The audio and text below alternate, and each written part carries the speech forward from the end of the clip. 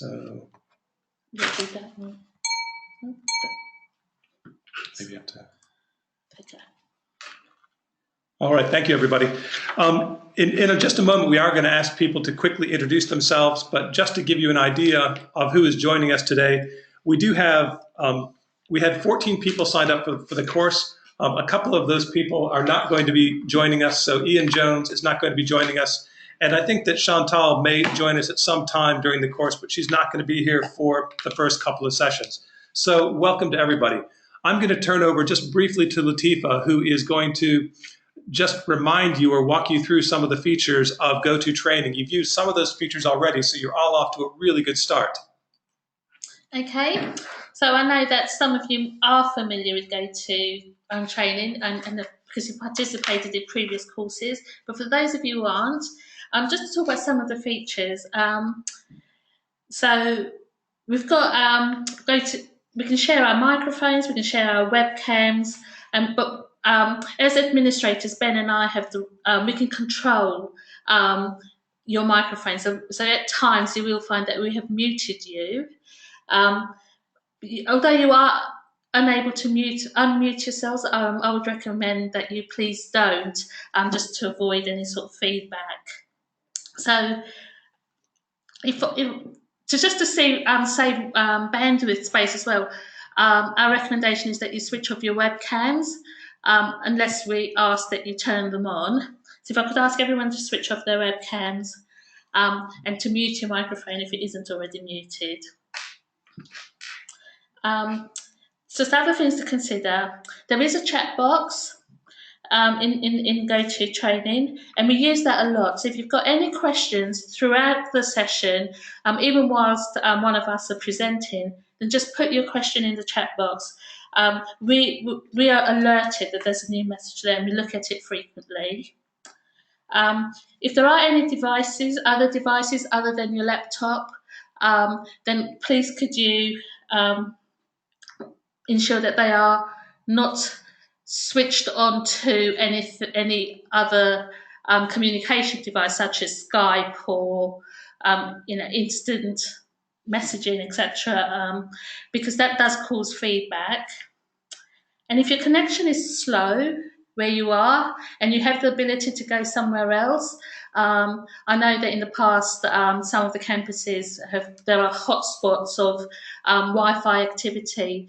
Then if your connection is slow, then we ask that you move to another spot where you might get better Wi-Fi connectivity, which will improve the experience of this tool.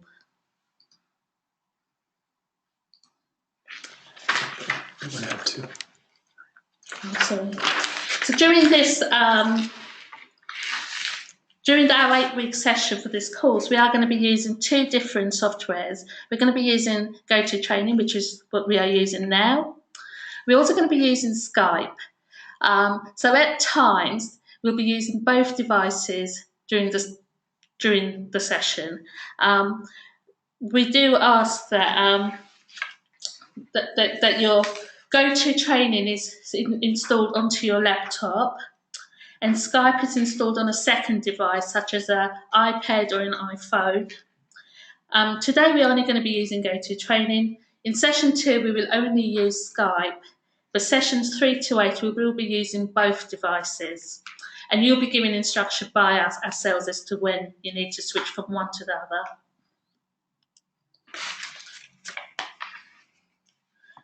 The 4 features of GoToTraining that we will be using today are all found in the control panel on the right side of your screen on the GoToTraining panel.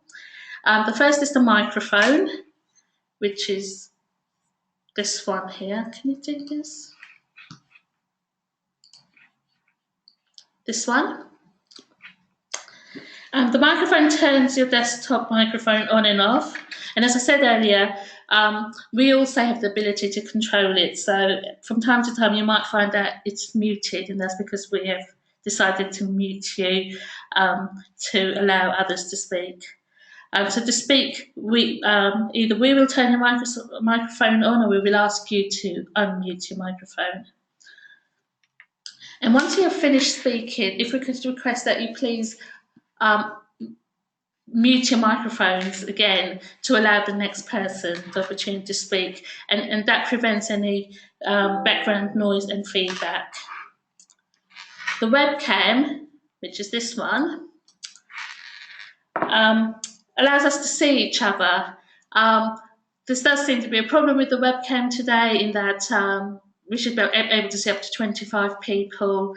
This is something that we will speak to Citrix about in time for our next go-to training session. But most frequently, we will ask that we turn the webcams off to allow a greater use of the bandwidth that's available to us. The chat feature, which is the last icon in your control panel.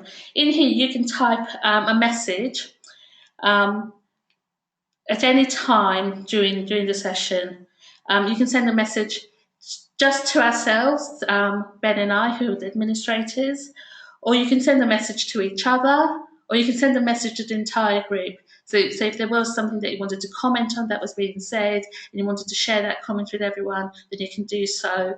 Or if you felt that, there was a problem at your end that you just wanted to share with us, then that's possible too. And the feature that we've just used, the raising your hand, this indicates that you would like to respond to a question or to ask a question. Again, we'll be able to see when you raise your hand, and if we just request that when you have finished speaking, if you could then put your hand down again, so that we know that you've finished.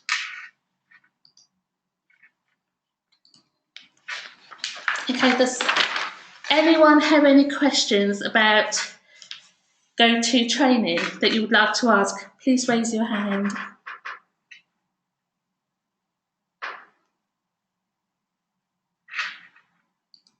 Oh, there's a couple of people there. Okay. Richard, I'm just going to unmute you, Richard. Okay, do you want to go ahead and ask your question? Yes, I don't know how to do these things. You've explained to us what they will do, but I don't actually know how to do them. I got a message from Nilu when I asked how to turn off the webcam, for example. On top of the PPTN, you should find an icon. But I think maybe today with the webcam, because there were limited, so there seems to be an issue with it today. So at the next session, I think we'll be able to test the webcam feature a little bit more. As I say, I'm not sure what's happened, and we need to speak to Citrix about that and test it. That's okay. So this little icon I clicked for the hand, the other things, those little icons above it then. The other icons that are up in that panel is the microphone and the hand. They're the only two that were really. No, I'm just looking for them, but Sorry. I think they must be these ones down near the bottom of the screen then.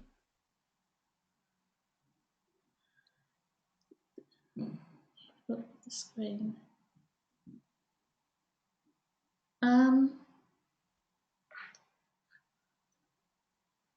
Top of the screen. Top of the screen. Oh yeah. Well, okay, the screen might. Top of the screen, and then and they're also to the side as well. Okay, these one, yeah, because that's how I raised the hand. There's right. One on the side here. Yeah, on the side. Yeah, right. and they both do the same thing. Okay. Okay. I think as we go through it, this does become a lot more familiar as you're asked to use it. The practice does help. Okay, I hope that's answered your question. Charlene, I'm going to unmute your microphone. Okay, Charlene, do you want to ask your question? I'd like to speak. Oh, hi, Latifa. Hi. One of the questions that, just on reading through the work, it's how does one timetable peer coaching into the timetable?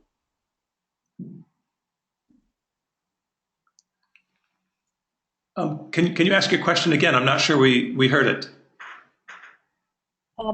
how are you able to timetable the planning of peer coaching into your timetable if it's not thought of as being important in the school?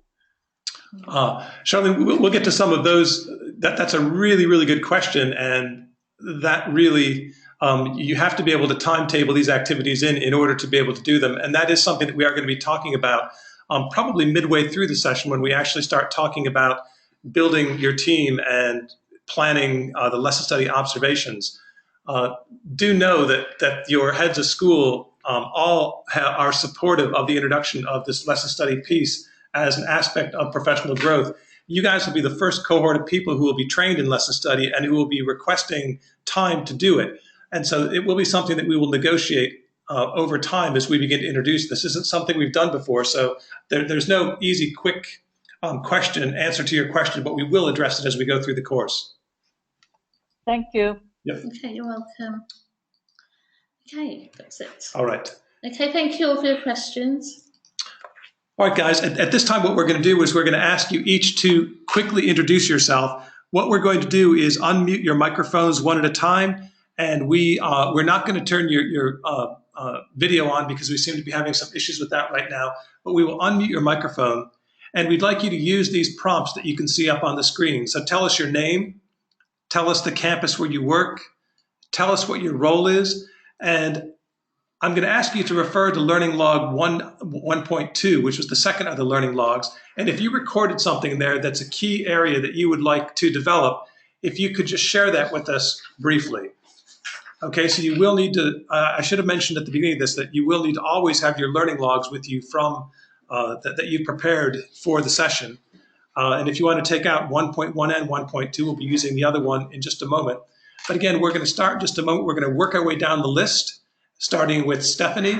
And again, if you could tell us your name, your campus, your role, and just say something about what you'd like to develop as part of your participation in this course. So Stephanie, we are going to unmute you. Go ahead, please. All right, so obviously my name is Stephanie Armstrong and I'm at the Doha campus. I'm a grade 1 teacher and I've just taken the role of a peer coach as well. And I've done, as you know, Ben, Learning Log 1.1, but I didn't get to 1.2, so I can't answer that question right now. Okay, that's fine. Thanks, Stephanie. We're going to go to Barbara now.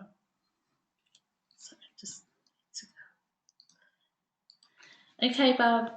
Ooh, why isn't it working? Okay, Barbara, go. Oh, why isn't it working? Okay. Right, go ahead, Barbara. Sorry about that. My name's Barbara Carolison. I'm from the Doha campus. I'm a grade 3 teacher. I'm also going to be a peer coach after completing 2 years of the SLOW pilot. One of the key areas that I'd like to develop are just finding the time to be able to make the proper observations and document the proper observations of the students when I'm working with them. You know, I see it happening in the videos that there's quite a few people watching the kids, and I'm not quite sure how that's going to work. So that's something I want to work on. Great. Thanks, Barbara. We're going to unmute Jane here in just a moment.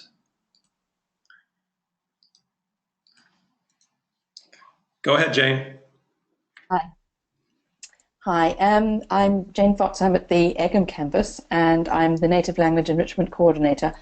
And what I'm looking at this year is a spin-off from a SIM project I did, looking at the development of the NLE program. That's the Native Language Enrichment program. And I'm looking to be helping tutors to develop themselves so that our program, as such, also develops as a result of that. So one of the things I'm looking at the moment in time, there's many things to look at, but I think student engagement and differentiation are two key areas that our tutors really need, because they don't all have the same sort of classroom training as everybody else on campus, and they have very diverse groups to work with. So that's where I might be focusing my efforts. Great. Thank you, Jane. We're going to move on to Charlene now. We're unmuting you. Oh, I'm sorry, Karen. Karen is next. Okay, go ahead, Karen. Hi, can you hear me? Yes. Can you hear me? Okay, great. I'm Karen Hirschleb from Cobham campus, and I work as the Highly Able Coordinator in the high school and middle school here. Two of the key areas I'd like to develop are using student data to inform instruction and to evaluate my program, and also differentiated instruction. Great. Thank you, Karen. Now we'll go to Charlene.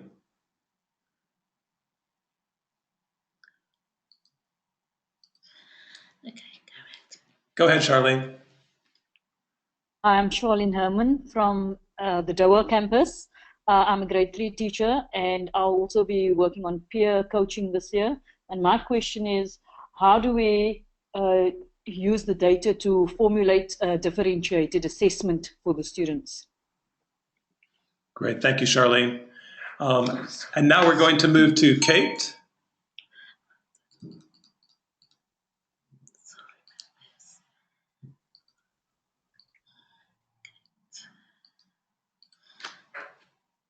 Go ahead, Kate. Hi. Hi. Hi, I'm Kate Higgins. I'm at the Cobham campus and I'm interested in doing the data stuff. Kate, do you have a second device Sorry, open we've by got any chance? feedback going because we're sat next to each other. Yeah, I'm the stuff that Karen said because she's pushing that at the minute, and that's what I'd like to work on. I don't think anyone's there Great. anymore. He muted us all. Oh no, we've got the volume off now. Muted us. We're not moving very well here. Sorry. I think it's because you're sitting next to each other and getting feedback from each other's computers, probably. I'm not sure. I think that's all. Who's next? All right, we're going to move on to Amanda now, please. Amanda's not. Oh, Amanda's not here. Richard, you're up next. Okay. Mute. Okay, go ahead, Richard. Pardon?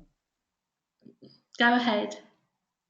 Yeah, I'm Richard McNabb. I'm campus. I teach history and geography from grade 9 through to IBDP grade 12. The key areas I'm interested in are to do with data, is using multiple sources of student data to guide instructional planning and using data to develop expectations for individual learners. Great. Thank you, Richard. Mm. Is Denise with us? Yeah, she is. Denise. Sorry.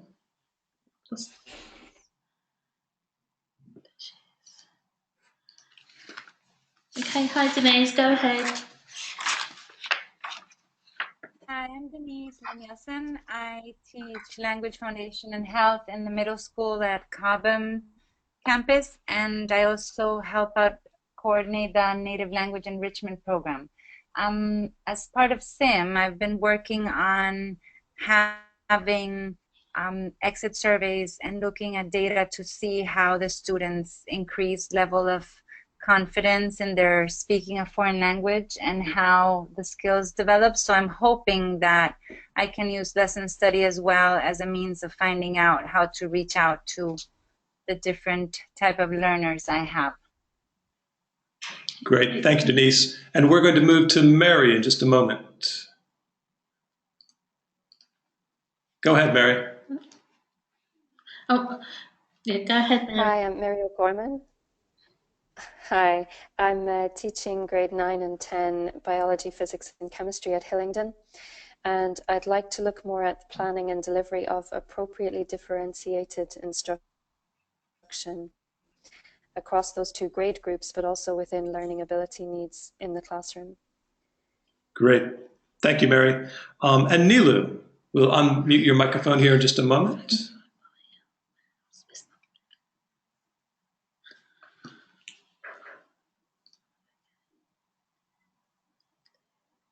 Nilu, there we go. Thank you, Nilu. Go ahead. Yeah. Hi, everyone. It's so nice to see that somebody controlling you not to speak and when to speak. That's lovely. Yeah, that's nice. Well, I took this lesson study because I like the data-driven part on the lesson study action program. But I want to have, I've already started looking at my baseline data, and I have like created like a 50%. So I want to look at how does this lesson study helps me to look at different strategies to help the student to achieve above 50%. Great. Thank you, Neela. Yeah, And yeah, finally, sorry, I did not introduce myself. I'm sorry, I did not introduce, completely forgot. I'm Neelu from Hillingdon campus, and I'm teaching IB and AP biology. That's cool. Thank you. Thank you. Now we'll move to Julia.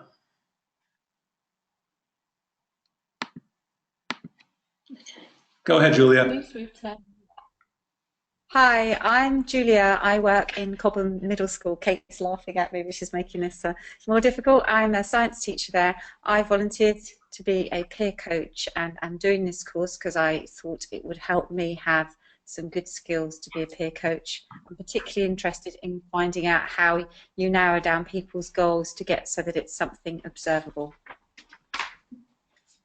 Great. Thank you, everyone, for introducing yourselves.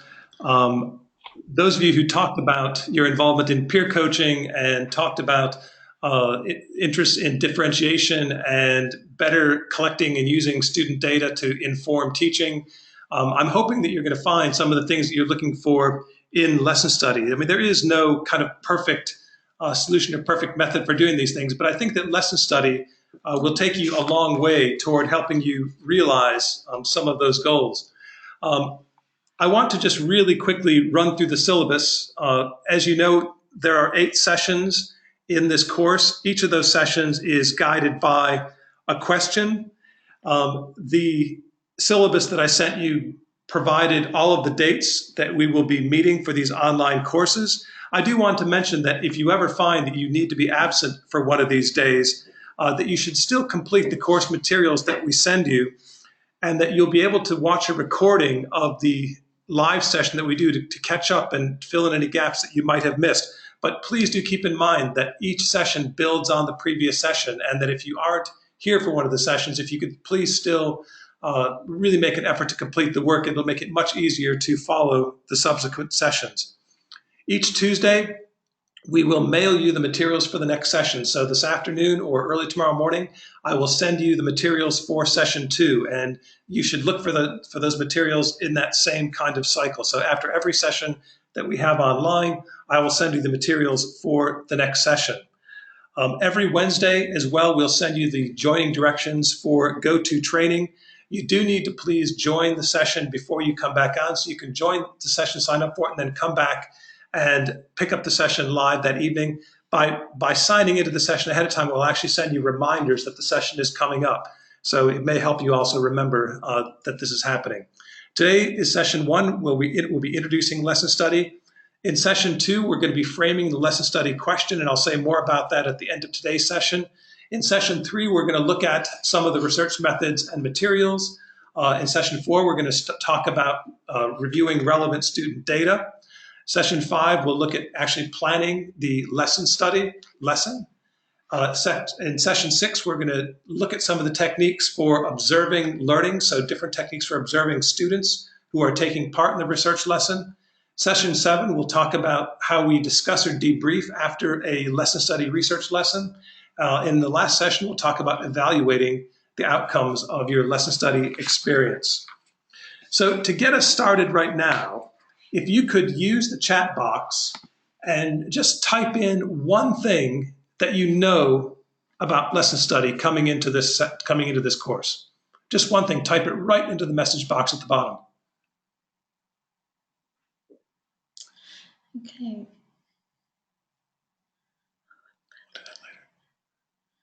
Okay, so Jane tells us that it's collaborative, student-focused, observing students. Karen shares that it's a type of observation protocol from Japan. Barbara's saying, I know there's a lot of collaboration amongst the teachers. Neely's saying that it's about learner outcomes. It's safe, it's about the student and not judging the teacher. differentiation from Richard. Lesson study needs collaboration. To make it successful, questions to students must be specific. Established in UK education systems from Needley. Great. I think we missed one further up, and that was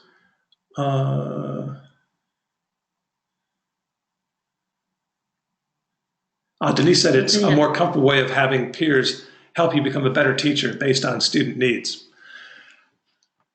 What we're going to try to now is kind of build on that initial understanding. And what we're going to do in just a moment is I am going to share a short film that attempts to summarize some of the reading you did and some of the content information from the different videos that you watched. So again, we're going to show you a video. If you have problems seeing the video, hearing the video, please type it into the chat box and let us know you're having difficulty. But we're going to go ahead and launch it, and it lasts about 11 minutes.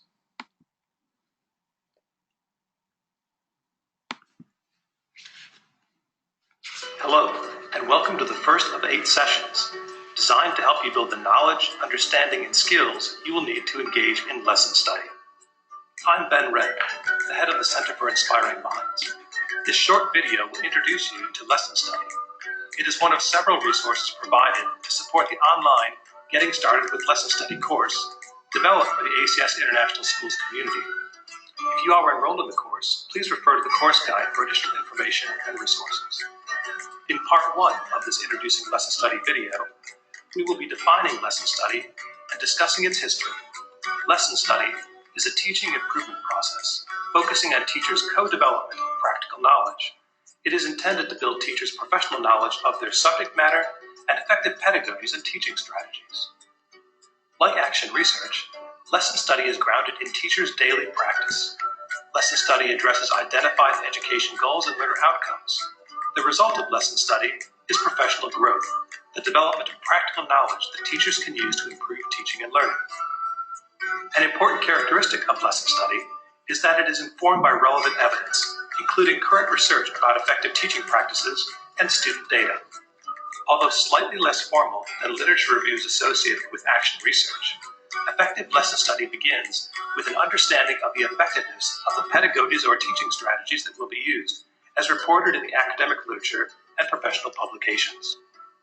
Lesson study seeks to understand the existing knowledge, understanding, skills, and dispositions of the learners involved.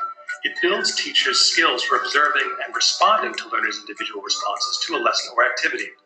This provides both baseline and formative assessment data against which progress and learning can be evaluated.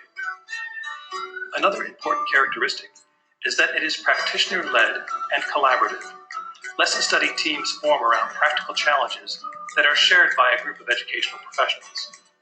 Although effective lesson study involves both more and less experienced teachers, the relationships between the members of a lesson study group are different from the relationship between educators and their line managers or instructional observers. In lesson study, the collaborators are co-learners. Finally, the ultimate goal of lesson study is improved student learning. Unlike other forms of peer collaboration and classroom observation that focus on teaching effectiveness, lesson study focuses on learners and learning. Lesson study challenges teachers to identify and collect a range of student data about how individual students experience the learning process that the teacher has planned and delivered. Lesson study has its historic roots in 19th century Japan. It predates action research by almost 100 years and has been profoundly influenced by Japanese culture. A brief mention of the cultural characteristics that have established and sustained lesson study as the primary form of professional development are important to consider, as fidelity to the Japanese model is not always possible in schools outside Japan. In Japan, teachers enjoy a high status among professionals. Most people who enter teaching are teachers for life. There are 3 levels of teachers in Japanese schools. These are roughly equivalent to newly qualified teachers, early career teachers, and master teachers. Levels are not a function of years of service, but rather teaching expertise and effectiveness as judged by peers.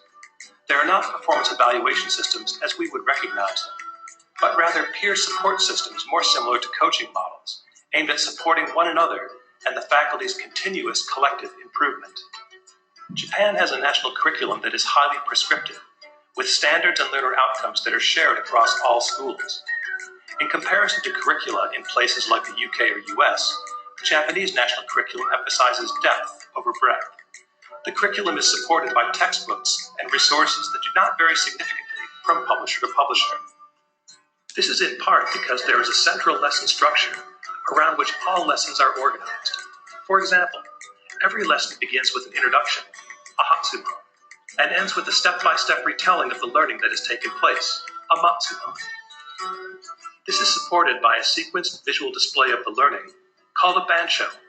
The bansho is choreographed in advance and recorded on the large boards that dominate classrooms. During the lesson, students will engage in individual work, known as niriyagi, an opportunity to first figure out new ideas for themselves. They will also take part in whole class discussions, known as takishi, and will be called on to revoice key concepts. Teachers will continuously scan the learning that is taking place and may identify small groups of students for relearning. There is no ability grouping or accommodation for students with learning differences. All students attend mainstream classes, and parents of all students take a high degree of responsibility for supporting learning at home. It is important to note that the education system that I have just described is typical in schools that support learning up to about age 14. Secondary education is organized and operates quite differently, with students taking greater responsibility for their learning by participating in a range of formal revision activities outside the school day. In Japan, lesson study has been nationally recognized as the path to building a quality education system. It is the norm, and as such supported by systems, structures, and attitudes that optimize its social and educational benefits. It has versions appropriate for use at the school, district, and cross-district levels. The main purpose of school-wide lesson study is to address strategic improvement priorities by involving all teachers in lesson study activities appropriate to their grade level or subject speciality. All primary school teachers in Japan are grade level teachers as well as subject specialists. District-wide lesson study fosters communication and learning exchanges among schools in the same district.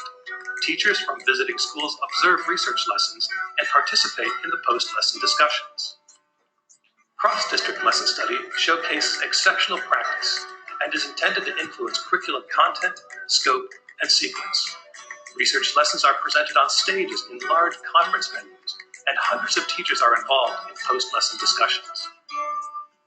One of the reasons lesson study has had such strong appeal to education professionals outside Japan is its focus on professional growth through collaborative learning. This has been seen as an important counterbalance to performance evaluation systems that focus on proving effectiveness through what has been termed lesson performance. In part 2, we will take a first look at the steps in the lesson study process.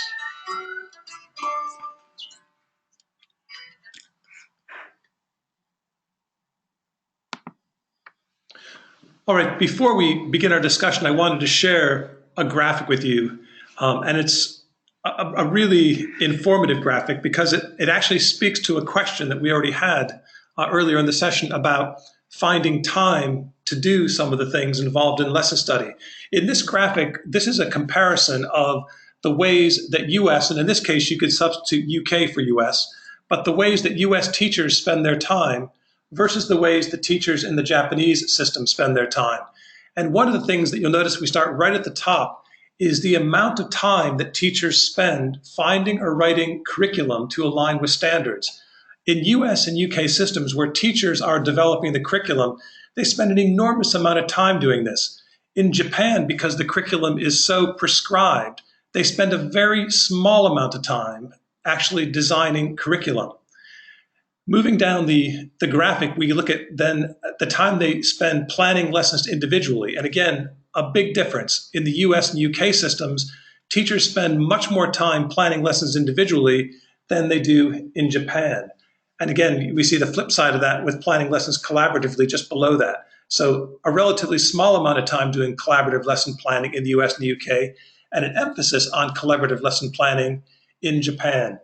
And at the very bottom, I think that this is a really interesting piece because those of you who attended the peer coaching sessions, this is something that was referred to there as well. The amount of time that teachers in the UK or the US spend watching one another or visiting one another's classrooms is very, very small compared to the time spent in the Japanese system.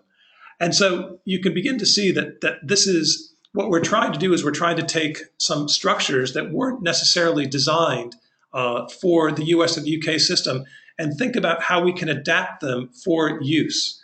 And really, that's what this course is going to be exploring. It's virtually impossible for schools in the US or in the UK to maintain a high level of fidelity to the way the Japanese system of lesson study.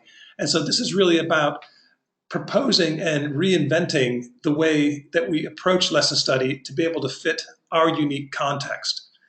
In the videos that you looked at prior to or in preparation for today's session, you looked at one video about lesson study in Japan, a video about lesson study in the UK, and a video about lesson study in the US.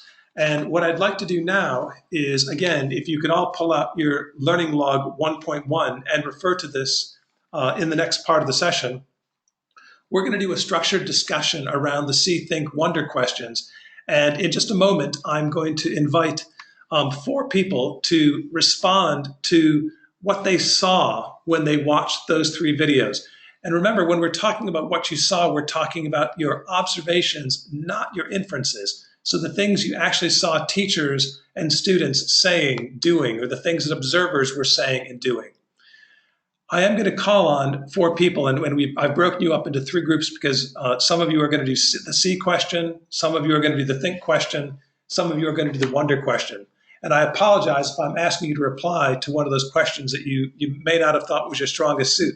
But this way, we're going to get everyone to participate. And after these first 4 people have a chance to respond to the question, I'm going to ask if other people have things that they would like to contribute to the discussion. So in just a moment, we are going to be unmuting Stephanie's microphone, and we're going to be asking you to respond to the what did you see in those 3 videos. She'll be followed by Barbara, and then Jane, and then Karen. So if we can start with Stephanie, who's a veteran of online courses. Stephanie, go ahead, please. Thanks for that, Ben. Do you want me to tell you everything I saw or something that really struck me? Pick the things that really struck you, some things you'd like to highlight and share with the other people in the course. Okay. Well, I really loved it. And I just wrote down a bunch of quotes that I really liked. I really liked when they talked about that it was safe and that it's about the learner and not the teacher, and so that there's no judgment being made. And I love the fact that it just became crystal clear that the action research course that we did with you last year, that it's all about that. So I loved that connection. And then in terms of what I actually saw, I loved the part where the teachers were debriefing after the lesson delivery, and they've kind of been criticizing the students for not giving sequential answers about what they've noticed in the storybook. Mm-hmm. But then the teacher that gave the lesson said, well, actually, we just asked them to give one thing that they saw, and they'd never asked for it to be sequential. So they kind of hadn't realized that they had done that, and that opportunity to think about how they'd made this judgment about the students when in actuality the students had done exactly what had been asked. I found it really enlightening. Great. Stephanie, thank you for sharing those. We're going to turn on Barbara's microphone in just a moment. Barbara, go ahead, please. Unmuted. I saw that the focus was on the learner by more than one person, which is, it's great, because in the reading, it really struck me about, there was that part where they talked about how the teacher cannot process everything she's seeing from 30 students. I saw how they were analyzing student engagement, how they were collecting and analyzing student data. I saw in the second video how the coach guides a teacher and keeps him focused on exactly what he's supposed to be teaching. I saw them giving advice to the teacher about his lesson. You could have done this, you could have done that, or why didn't you do that?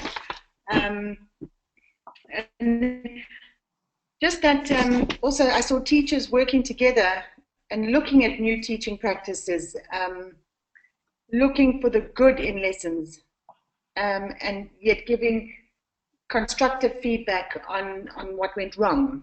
And again, like Stephanie said, that is a safe place for that to happen. Yeah, I think that. Oh, and you know, that's the meaningful data that they keep talking about. It's you know, and that it's a really powerful form of PD in a school. This kind of thing. Yep, that's it. Barbara, thank you very much. In a moment, we're going to be turning Jane's microphone on. Jane, go ahead, please. Okay, can you hear me? Yes. You can. Okay, do you hear me now? Yes. Okay, good. Pretty much covered in the first video, the lesson study process, about what they saw there. I think the aha moment for the teachers was the one that got me, where they realized that the children were doing exactly what they'd been asked to be doing. It was actually the way that the question had been asked, and our, you know, when I say our, I mean as in the teacher expectation of had not actually been asked clearly enough, or they haven't developed the lesson to make that a natural outcome. So it showed them an awful lot about themselves through the children, which was great. And then in the second one with the Japanese classroom, I thought it was amazing how one teacher with a goal he had actually achieved his goal in his lesson, but when the other teachers watched it, they noticed about 10 children that had difficulty reaching the same conclusion as those who got it more quickly. And had he taken advice from just the one teacher beforehand, that you know, his mentor beforehand, he did that, but the other 10 suggestions from those others indicated a different approach that would deepen the understanding for those children and for all the students as well in turn. So it's very much an enriching exercise, tremendously reflective, but very enriching. And then do you want to comment on the last video as well? No, sure, go ahead. What is research? Yeah, the opinions of different. What I saw was the opinions of different teachers on the difference between coaching and research lesson study. Research. My God, that's a lot of words. Yeah, okay. I'm kind of reading from my notes here. It focuses on the actual needs of the practitioner to target areas of most concern. So rather than going to some sort of generic kind of professional development where you sit there waiting for the aha moment to come to you, you actually you construct the situation in your classroom where you can directly address it with the help of others. And I think that's very valuable. It's that targeted effect of this, and then the impact of what we of our teaching approaches on students are looked at, rather than as a whole. It's looked at individually and it's analysed, and that is the focus. It's the impact of what we do rather than what we do. So those are some points that I took out from it. Jane, thank you very much. And we're going to move to Karen now.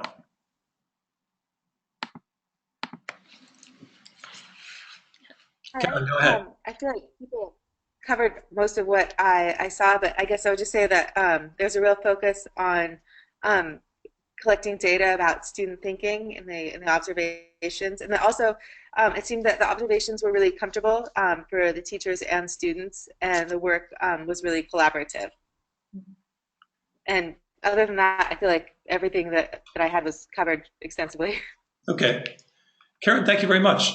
I'm going to ask now if you had something that you observed or that you saw by watching those 3 videos that the people who've shared so far have not talked about, if you could raise your hand if you'd like to share it.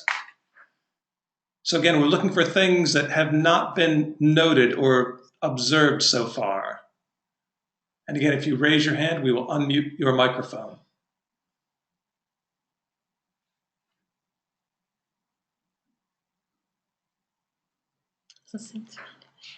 All right, there are no hands up right now. That's okay. We're going to give you a couple more chances as we go through to do that. We're going to move on now to what did you think? And our sequence here, we're going to have Charlene, followed by Kate, and then Richard. So, Charlene, we're going to unmute your microphone. And again, if you could be responding to now the what did you think? And here you can actually include inferences or judgments about what you saw. Charlene, go ahead. From the first video, I thought that it takes lots of planning and time for a lesson study to be successful, and that you would need reflections to help you reach your goal. I also thought that in the second video with the Japanese teacher that at first I didn't see any group work from the students. When he laid out the math examples on the board, there was no getting the students into groups like I would usually think about working with math, but they worked as individuals first. And I thought that maybe, for me personally, that if they brought in a sense of the students collaborating, even from the beginning, on different learning levels, you'd get a different response from the students. For me, the third video spoke about that lesson study is based on class collaboration and inquiry, and that you need to think of differentiation to make it successful. Charlene, thank you very much. In just a moment, we're going to be unmuting Kate's microphone.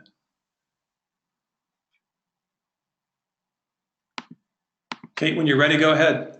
Okay. Oh. Kate, you need to unmute your own microphone. There you go. Sorry. That's okay. Done it. Okay, go ahead. Okay, so in the first video, I thought that the group aspect was a really good thing to do to build that across the team. But in the second one, because it was an individual, I thought it was much more intimidating, where one person writes the lesson, but you're not got that co-responsibility when you're critiquing it at the end, like you do in the first one, where everyone who was critiquing it also had been responsible for writing it. So that was one of the things I thought about that. And in the third one, the fact that you shouldn't focus on teaching was one of the things that really was the big kind of thing that's different to a normal observation.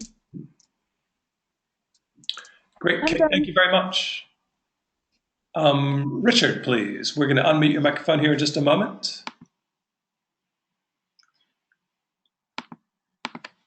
All right, Richard, go ahead.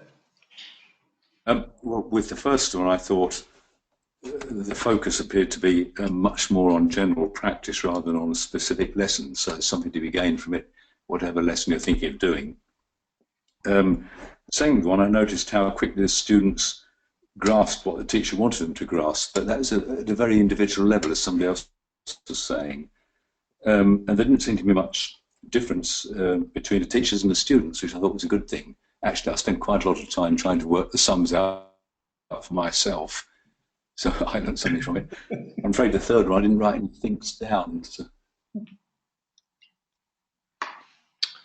All right. Again, I'm going to open it up a little bit. It's interesting that a lot of the, and it's also very, very natural that when you think about this particular question, what did you think, that you're beginning to compare the lesson study, depictions of lesson study that you saw in the videos to your own practice. And again, one of the real challenges that we're all going to face as we work through the course is trying to think about how we either take these methods directly or adopt these methods for our individual practice. So before we go on to the last question, did anyone else want to add anything that they thought about those three videos? And again, raise your hand if you'd like to respond.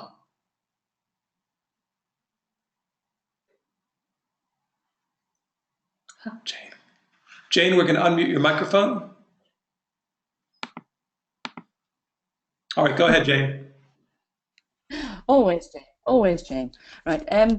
I thought the Japanese lesson, was a way of identifying a research theme and rather a lesson study in process.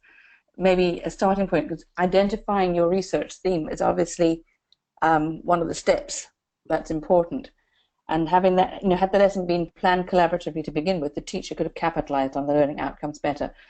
But so many heads are definitely better than one or two in this case, in that one. And did I say anything about that? Oh yes, I thought it was very interesting and very effective, involving the reflective practice. But it's also the structure of the lesson is so important. I found it to be a close derivative of the UDL structure of lesson planning, the goal-focused lessons and the appropriate differentiation geared to student engagement and authentic learning. So I think it's going to be really important to structure the planning and the observations within some kind of framework like that. That's all I had. Great. And then for those of you that know, Jane referred to UDL, and UDL is Universal Design for Learning, which is one of the kind of structures that Jane was looking at in her SIM project. All right, we're going to go on to our third question now, which has to do with what did you wonder? And again, the wonder question is about the questions that watching the video raised for you, either questions about the method generally or questions about how you might adapt or implement different aspects of the method. And for this question, we're going to be doing Denise and then Mary and Nilu, and then we'll be hearing finally from Julia. So we're going to begin with Denise, and as soon as your microphone is unmuted. Denise, please go ahead. What did you wonder? Yes, I thought, well, the first video was interesting because obviously it needs to take place in a school that's big enough to have so many teachers teach the same grade, or I don't know if it was the focus of the lesson, but I was wondering when they chose who's going to deliver the lesson, whether it would also work sometimes to have two people deliver it and have sort of the other teachers split up and see and then come back and discuss, because some of the dynamic or the delivery, if different, might lead to other type of discussion. And I also thought at what point, I know they had a facilitator that was sort of guiding the conversations both before and after the lesson, but I wonder at what point you become, I guess this becomes so automatic that you don't necessarily need a facilitator to guide you through it. For the second video, what I wondered was, it seemed to me in the end that when they were giving him advice about how the lesson had gone, I was wondering, maybe we didn't see that part, but the part ahead of time where I suppose the lesson should have been discussed, because we only see him sort of planning nights before for the math lesson and all that. Some of those issues that they brought up after, I would imagine would have been great advice to give beforehand, to see if that would have made a difference to the outcome, if it would have been faster, easier. But you see, I was wondering, you know, it seemed like a lot of advice and not so much reinforcement. Maybe that's what we saw only and not what actually happened. But I was wondering if the teacher did get positive feedback about the things that had gone well as well. The third video was a bit more, I guess, a summary for me, so it wasn't even the picture, the people they filmed didn't seem as enthusiastic as the other two, I guess because it didn't show the process. It was just a summary of what lesson study was, so I didn't wonder too much about that one. Sorry. Great. That's great, Denise. Thank you. We're going to move next to Mary, and we'll have your microphone ready in just a moment.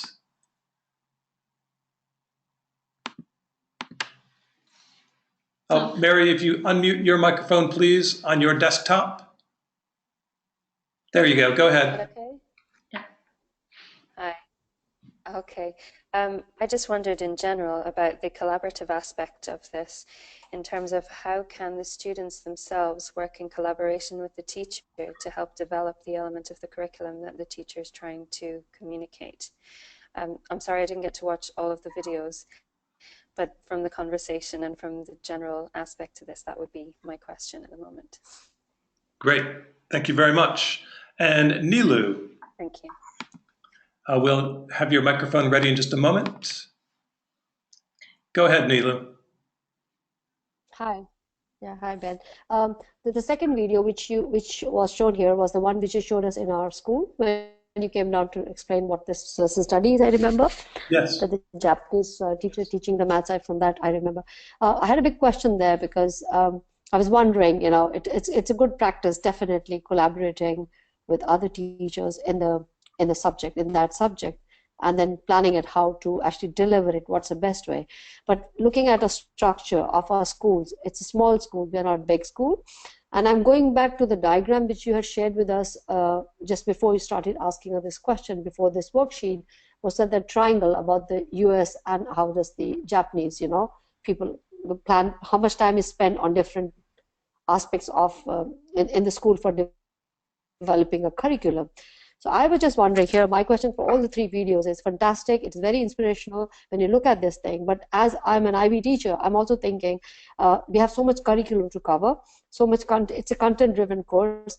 And we are like one teacher teaching one subject. So where does that collaboration, where will I get that collaboration? And how will I do this thing? And how can I adapt to my IB classes? I'm looking for this. I have a wonder. Like when I look at it with these 3 videos, and you know, that is also my goal, because basically if I'm doing a lesson study, how can I actually implement this research into my teaching? Great. Nilu, thank you very much. And we're going to go to Julia in just a moment.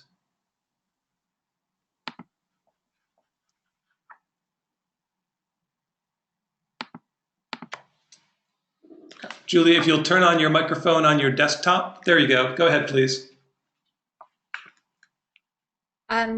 I wondered what was going to come after watching these videos, so how we would use this as part of the course when we're teaching all over in different schools in different countries and teaching different subjects. So that was a sort of general wonder. I wondered why the examples that we saw in the first 2 were lower school, when a lot of us are middle and high school. There were some high school examples in the 3rd one, but we didn't actually see what they looked like in the classroom. Thank you. Great. And again, I'm going to open it up. Did anyone else have any questions that arose for them as they watched those videos that they would like to add to the discussion? Again, if you'll raise your hand, we will unmute your microphone. Nilu. Go ahead, please. Hi, Ben. This is the question which is bothering me here when I'm doing this. Is it possible that we have 3 different schools, at least based in UK? There should be a collaboration among the subject teachers so that we can find out the best way and looking at different strategies, how to address or how to use this lesson study. Great, thank you.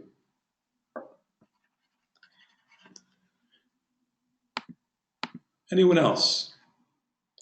Jane, we're unmuting your microphone. Go ahead, please. Just for a change. I'd like to add a bit to that, actually, Nilu. You know, in my situation where I've got, you know, 8 or 9 teachers teaching, well, 19 or so different languages, how am I going to do lesson study inside there where I've got one teacher teaching in a different language completely? And I wondered about the collaboration between the schools, for example, taking all the Arabic teachers together and have them do lesson study as well. You know, it's a big logistical ask. I know it is. To say nothing of, you know, the logistics I would have sitting in an Arabic lesson trying to understand what they were saying. But I think there are the beauty comes in the planning and the taking it apart afterwards. And you know, there is the use of video that we could do to have people play back their videos and actually do their observations on a video, because we have such small classes as well, you know, small groups as well. But that, just thought I'd throw that in there as well. Great, thank you for that. Is there anything else that anyone would like to add? All right, I want to thank you for all of that, all of those comments. And again, one of the things that I want to kind of draw attention to is that most of your questions have to do with how we take a model which was developed someplace else and introduce it to ACS schools. I think that some of the questions you raised were very, very interesting. Some of the observations that you raised were interesting. This idea that that actually ACS as a number of schools actually functions in some ways like the Japanese district model, where we actually have teachers in our different schools. And even though we may not have a large number of physics teachers in any one of our schools, we have 3 campuses in London and 1 in Doha who all employ physics teachers. Just as a way to kind of build on that and to kind of add a different perspective, in most schools, the observers of the lesson study aren't necessarily subject specialists in the subject that they're observing. What they're specialists in are watching students learn. And oftentimes the observations aren't driven necessarily by content, but rather by learning behaviors, and whether those learning behaviors are the number of exchanges in a student-to-student conversation or the quality of those exchanges. Just do keep in mind that to run a lesson study, you don't need to have 4 physics teachers in your school in order to run a lesson study that has to do with physics. A number of you pointed out also the numbers of people who were involved in planning the lesson in especially the UK and US versions versus the Japanese version. In the Japanese version, you actually saw a single teacher kind of co-planning the lesson with the person who was the facilitator. Whereas in the US schools, you saw large numbers of teachers planning the lesson. And what I want to suggest is that one of those is not right and one of those is wrong. They're just 2 completely different approaches. The other difference being that in the Japanese system, you saw large numbers of teachers observing in the classroom, many of whom may not even be from that same school, much less teaching the same subject or the same grade level. In the US system, you saw more teachers at the same grade level doing that, and a relatively smaller number in comparison to the Japanese system. Those are just some of the things that I wanted to kind of bring out and kind of highlight that I heard you talking about. One of the other things is that we will provide a lot of scaffolding in the form of checklists and planning forms over the period of this course, so that all of the different steps in the process, we will be providing you with kind of, as I said, scaffolding forms or structures or templates that you can build your lesson study approach on, so that you're not going to need to invent those. Some of you noticed that the lesson study examples that we saw were primarily from primary schools rather than secondary schools and high schools. I do want to assure you that simply is an artifact of those are the videos that I can find online. In designing this course, I really relied on things that were easily available. And certainly this is a practice that happens in high schools. It even happens in universities. So it's not limited to lower school. The practice does look different in middle school and high school. But again, there's no single formula or single answer that says what is right. This is something that is constructed by the person leading the lesson study based on lesson study principles. And it'll look many different ways in its different applications. So thank you for that. I do want to have a really kind of quick final share. And I was wondering, again, if a couple of people could share their definition of lesson study. This is something you would have recorded at the end of that first learning log. So if someone has a definition, or if a couple of people have the definition, I hope there will be a couple of people, if you could share your definition of lesson study that you formulated. And again, please raise your hand and we will open your microphone.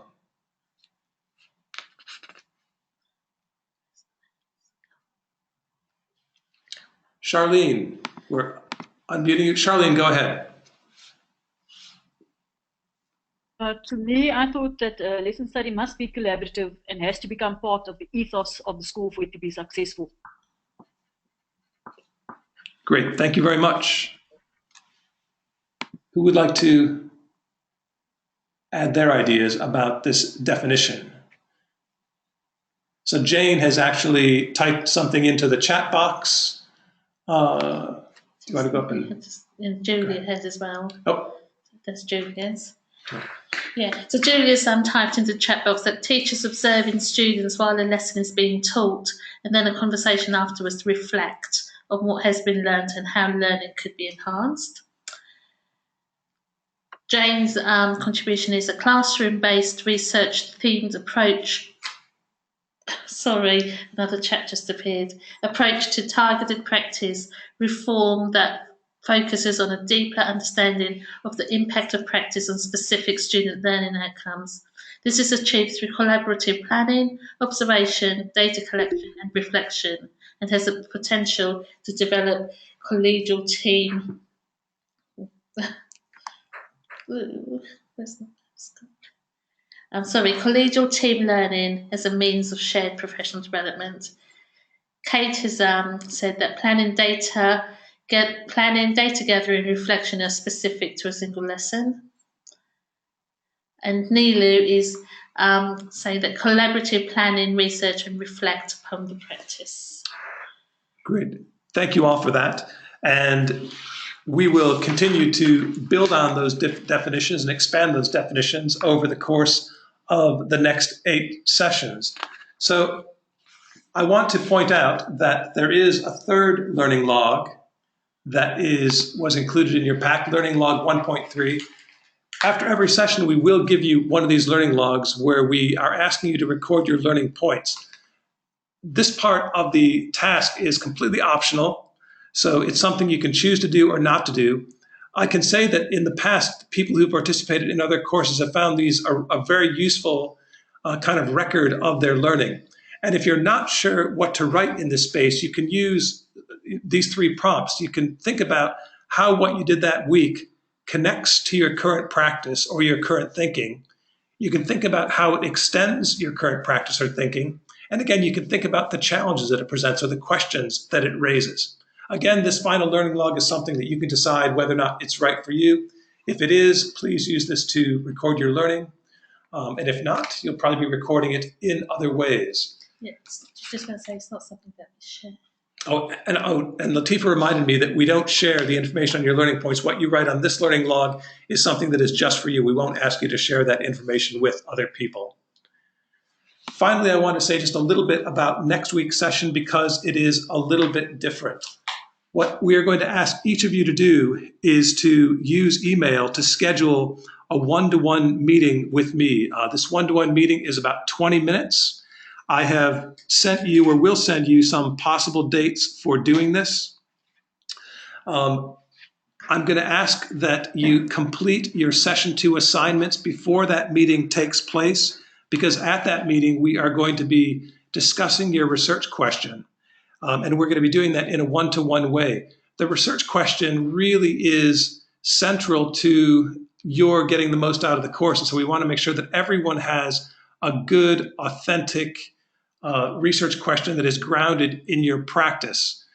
We are not expecting you to actually do a lesson study as part of this course, but what we hope is that by the end of the course that you're going to have all the tools that you need to do a lesson study if you choose to do that. So we're going to do everything short of doing the actual lesson study. The next online session, when we're all going to come together for a go-to training session, will be on the 25th of October, because we do have our October break in between session 2 and session 3. Yeah. At this point, I have Skype addresses from everyone. I'm still waiting for Mary to send me your Skype address. You should have all received an invitation to join my Skype. So if you please could accept those, and then we will work on setting up those one-to-one meetings. Just to end today, I wondered if any of you have any other questions. You can either raise your hand to ask a question or type it into the chat box. Any questions about today or next steps? Nilu has her hand up. Nilu, go ahead, please. I just have a question. You want to have one-to-one meeting for 20 minutes. Will it be on our Skype? Yes. Yes. We'll be using Skype for that. Okay. And will it be in our school hours, or is it something, because we have got a parent-teacher conferences coming on Thursday and Friday. Yep. So it has to be during the school day. That's right. Yeah? It can be, well, okay. It's by mutual arrangement. So if you find that you are available just at 5 o'clock and I'm available too, we can do it outside school hours as well. We have until the 25th of October to have that meeting. So we have several weeks in order to schedule that in. Okay, fantastic, fantastic. That's helpful. Yeah, great. Thank you. And Barbara has a question. Barbara, go ahead, please. No? Do I have a question? Yes. You put your hand up. Oh, no. Earlier on, I put my hand up, and I thought I put my hand up, and then I didn't get asked, so I put my hand down, but obviously I just put my hand up. So, sorry. Sorry. Okay, thank you. I'll put it down. Charlene. Charlene, go ahead, please.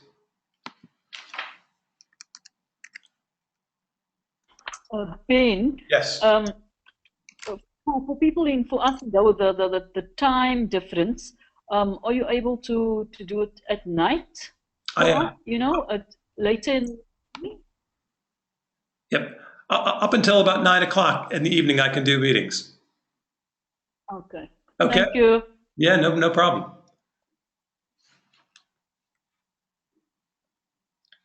Okay. All right, I don't see any more questions, so I'm going to assume that we are all good for today. I want to thank you very much for joining us, and again, remind you that we will send you the materials for the one-to-one session tomorrow. We will also send you a link to a recording of this session, so if you want to go back and look at anything we did or talked about, you can do that at any time.